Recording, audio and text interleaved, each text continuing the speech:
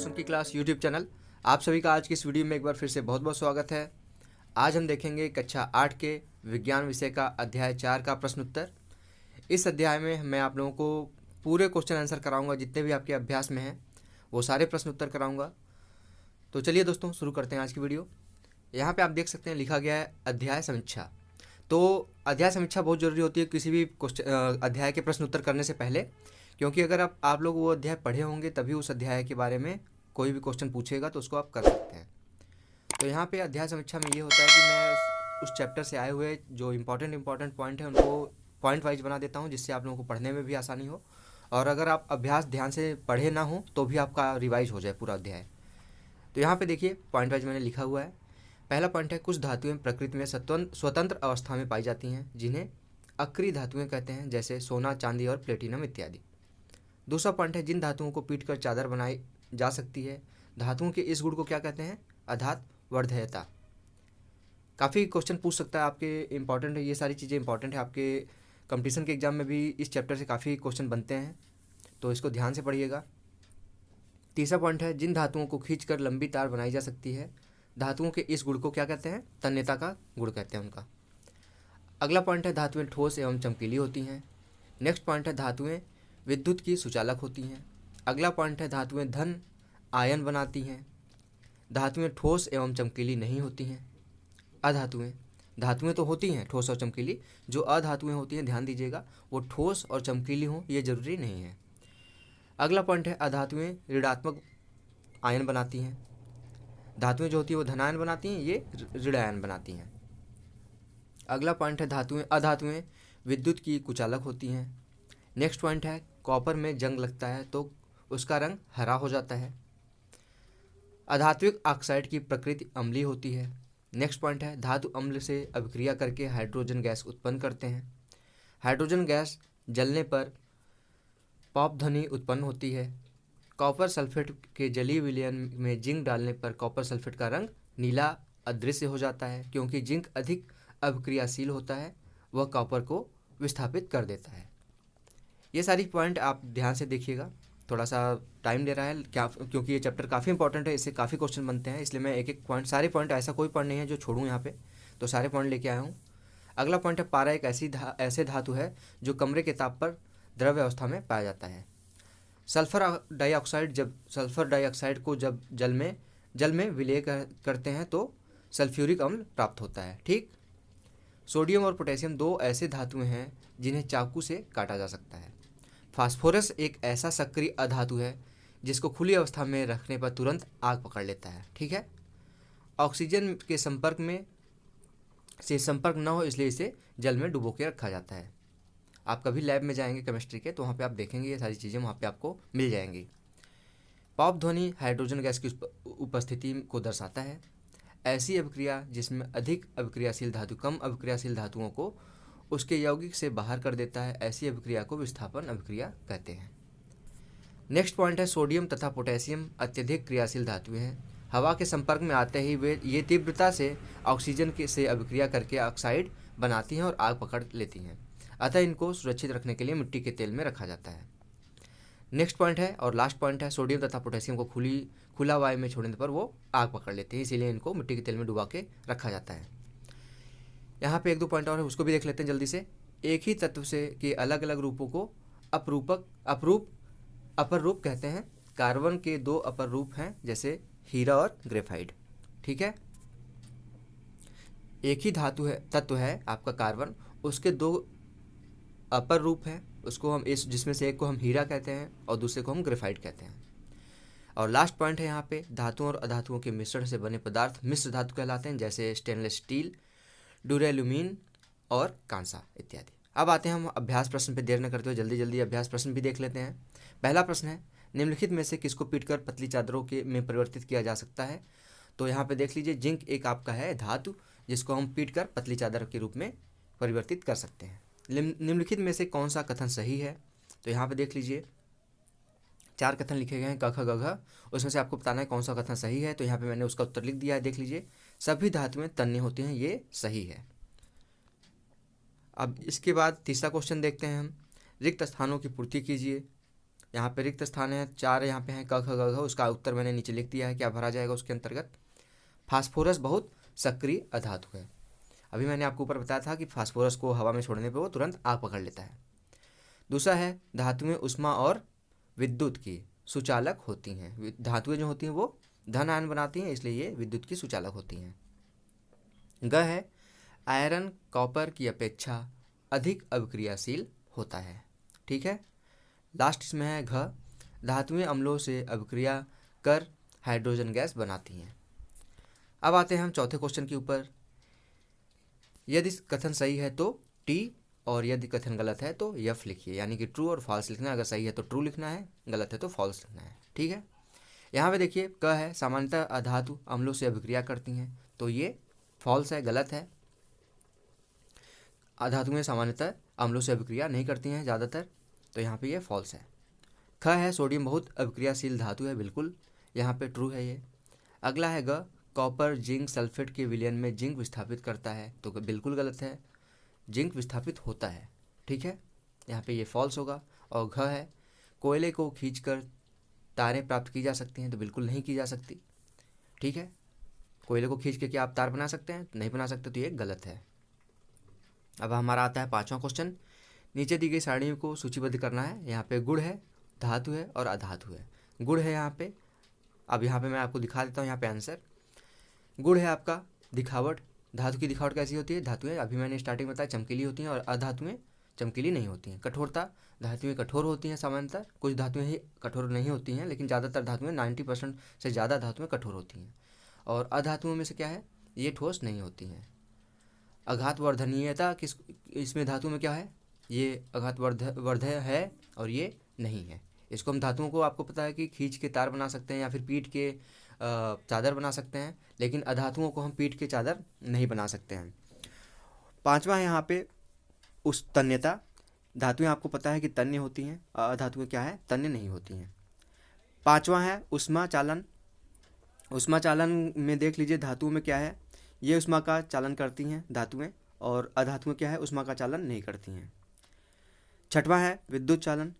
आपको पता है कि धातुएं विद्युत को की सुचालक होती हैं, तो विद्युत का चालन करती हैं धातुएं, और अधातुएं विद्युत का चालन नहीं करती हैं। अब आते हैं छठवें क्वेश्चन की तरफ। निम्नलिखित में के लिए कारण दीजिए। क ख ग घ यहाँ पे भी लिखा गया है। एल्युमिनियम की पन्नी का उपयोग खाद्य सामग्री को लपेटने में क्यों किया जाता है? इसी तरीके के यहाँ पे 4 क्वेश्चन है, इसमें आपको उसका उत्तर देना है। तो देख लीजिए, पहले है एल्युमिनियम की पन्नी को किसी भी खाने की पीने की चीज़, आप रोटी पैक करते हैं, पराठे पूड़ी जो भी पैक करते हैं, आप देखते होंगे एल्युमिनियम फॉयल के अंदर पैक करके ले जाते हैं, जिससे खाना आपका गर्म रहता है कुछ देर तक।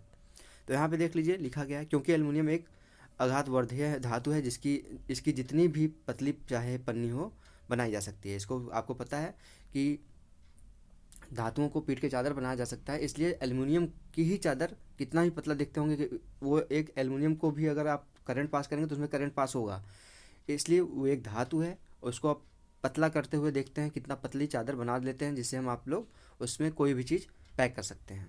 अगला पॉइंट है ख। यहाँ पे ख आपको खुद से करना है, आपके लिए ये कार्य है। आप इसका उत्तर देंगे, आप कमेंट बॉक्स में इसका उत्तर देंगे। उसके बाद आता है ग। ग में है कॉपर जिंक को उसके लवण के विलयन में विस्थापित नहीं कर सकता, तो यहाँ पे ग है। देख लीजिए, इसका मैं उत्तर आप लोगों को डिटेल में दिखा देता हूँ। कॉपर जिंक को उसके लवण के विलयन में विस्थापित नहीं कर सकता, क्योंकि जिंक कॉपर से अधिक अभिक्रियाशील धातु है। विस्थापित अभिक्रिया तभी होती है जब कम अभिक्रियाशील धातु के लवण के विलयन में अधिक अभिक्रियाशील धातु डाली जाए।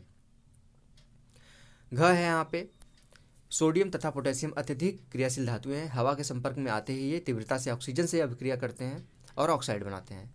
ऑक्साइड जैसे ही बनाएंगे वो आग पकड़ लेंगे, इसीलिए अतः इसको सुरक्षित रखने के लिए मिट्टी के तेल में डुबो के रखा जाता है। 7वां क्वेश्चन है, क्या आप नींबू के अचार को एल्युमिनियम पात्रों में रख सकते हैं? स्पष्ट कीजिए। नहीं, नींबू के अचार में अम्ल होते हैं और जो एल्युमिनियम के साथ अभिक्रिया कर उसे संक्षारित कर देता है, जिससे बर्तन खराब हो जाते हैं, जिससे धीरे धीरे वो बर्तन नष्ट हो जाता है, इसलिए उसको हम नहीं रखते हैं। अब अति लघुत्तरी प्रश्न है, सिंगल लाइन में आपको थोड़ा सा दिखा देता हूँ, आप लोगों के लिए इंपॉर्टेंट ये भी है। अक्रिय धातुएं किसे कहते हैं? कुछ धातुएं प्रकृति के में स्वतंत्र अवस्था में पाई जाते हैं, जिन्हें अक्रिय धातुएं कहते हैं, जैसे सोना चांदी। आपको स्टार्टिंग में मैंने बताया था, सोना चांदी प्लेटिनम इत्यादि। अगला पॉइंट है अधातवर्धीयता की क्या है? जिन धातुओं को पीट कर चादर बनाई जा सकती है, उन धातुओं के इस गुण को अधातवर्धीय कहते हैं। तन्यता किसे कहते हैं? जिन धातुओं को खींचकर पतली तार, लंबी तार या पतले कितना भी खींच लीजिए, उनके इस गुण को तन्यता का गुण कहते हैं। कॉपर में जंग लगता है तो इसका रंग कैसा हो जाता है, तो आपको पता है, स्टार्टिंग में मैंने बताया कॉपर में जंग लगता है तो वो हरा हो जाता है। अगला क्वेश्चन है धात्विक ऑक्साइड की प्रकृति कैसी होती है, तो धात्विक ऑक्साइड की प्रकृति क्षारीय होती है। धात्विक ऑक्साइड की प्रकृति अधात्विक की कैसी होती है, धात्विक की तो क्षारीय हो गई, अधात्विक की अम्लीय होती है। धातु अम्ल से अभिक्रिया करके कौन सा गैस उत्पन्न करता है, तो आपको स्टार्टिंग में मैंने बताया हाइड्रोजन गैस उत्पन्न करता है। पाप ध्वनि के साथ जलने वाले गैस का नाम क्या है, हाइड्रोजन है। कॉपर सल्फेट के जलीय विलयन में जिंक डालने से कॉपर सल्फेट का रंग नीला हो जाता है, अदृश्य हो जाता है।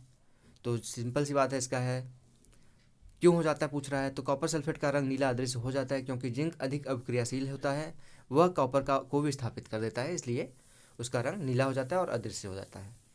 एक ऐसा धातु का नाम लिखो जो कमरे के ताप पर द्रव्य अवस्था में पाया जाता है, तो जाहिर सी बात है ये सबको पता होगा, पारा। अगला क्वेश्चन है सल्फर तथा ऑक्सीजन की अभिक्रिया से बनने वाले उत्पाद का नाम लिखिए। क्या होता है जब एक उत्पाद को जल में विलय करते हैं, इस अभिक्रिया का रासायनिक समीकरण लिखिए। तो यहाँ पे देख लीजिए लिखा गया है सल्फर डाइऑक्साइड, जब सल्फर डाइऑक्साइड को जल में हम विलय करते हैं तो सल्फ्यूरिक अम्ल बनता है। SO2 होता है सल्फर डाइऑक्साइड का, और इसको हम जल में करते हैं, जल का आपको पता है H2O होता है, तो दोनों को जब मिलाएंगे तो H2SO3 हो जाएगा। ठीक, यस यहाँ से आएगा, H2 यहाँ से आएगा और O आपके टोटल 3 अणु हैं यहाँ पे, तो O3 हो जाएगा। उसको कहेंगे हम क्या, सल्फ्यूरिक अम्ल। अगला प्रश्न है कॉपर को लंबे समय पर तक नम वायु में रखने पर इस पर हरे रंग की परत चढ़ जाती है, इस हरे रंग की परत को नाम बताइए। यह हरा पदार्थ कॉपर हाइड्रोक्साइड होता है, इसका फार्मूला यहाँ पे देख लीजिए, और कॉपर कार्बोनेट का मिश्रण होता है। ठीक है, प्रश्न क्या है अगला, ऐसे धातुओं के नाम बताइए जिन्हें चाकू से काटा जा सकता है, तो अभी स्टार्टिंग में मैंने बताया सोडियम और पोटेशियम। नेक्स्ट क्वेश्चन है फास्फोरस को जल में क्यों रखा जाता है, तो फास्फोरस एक सक्रिय धातु है जिसको खुली हवा में रखेंगे तो आग पकड़ लेता है, इसको जल में या फिर केरोसिन में डुबो के रखा जाता है। अगला यहाँ पे उस गैस का नाम बताइए जिसे जलने पर स्टार्टिंग में मैंने कई बार बता दिया, इसको हाइड्रोजन गैस है। मैग्नीशियम रिबन को वायु में जलाने पर क्या होता है, तो मैग्नीशियम ऑक्साइड बनता है।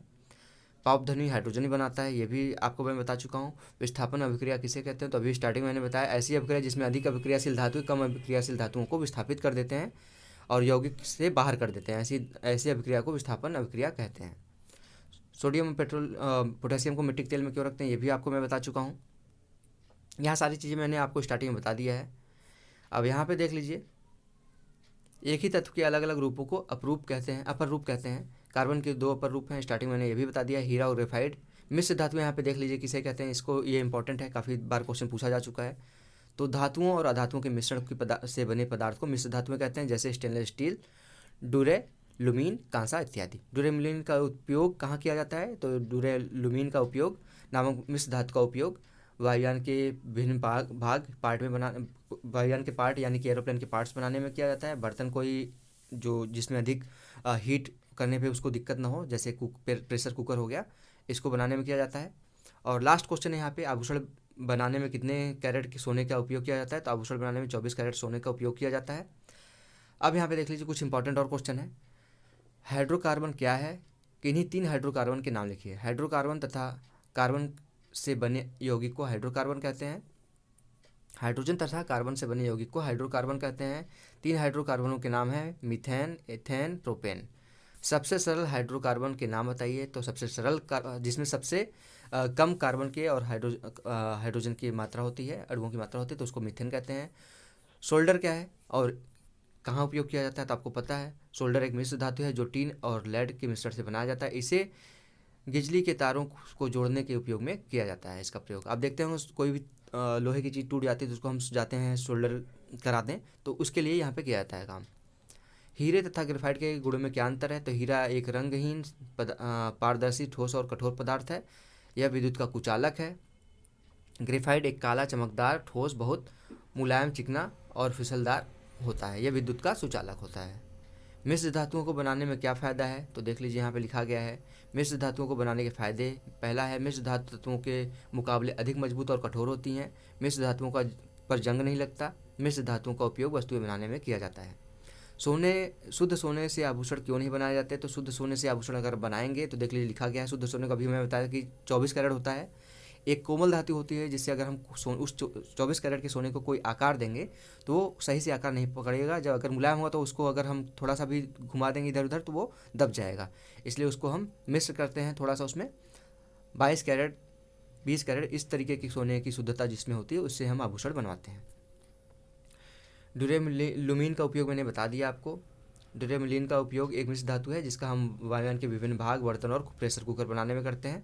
आभूषण बनाने में 24 कैरेट सोने का उपयोग किया जाता है।